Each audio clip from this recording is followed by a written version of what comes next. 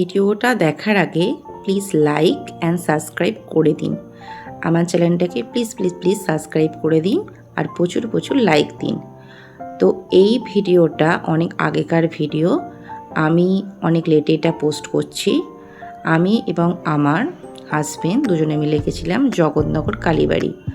তো এটা ছিল রবিবার, যেদিনকে আমি আর আমার হাজবেন্ড গেছিলাম। সাধারণত রবিবার দিনেও ছুটি থাকে, আপনারা জানেন। তো শনিবার দিন এই জগৎনগর কালীবাড়িতে পুজো ছিল। তো রবিবার দিন আমরা যেদিনকে যাই, এই কালীবাড়িতে ভোগ খাওয়ানো হচ্ছিল।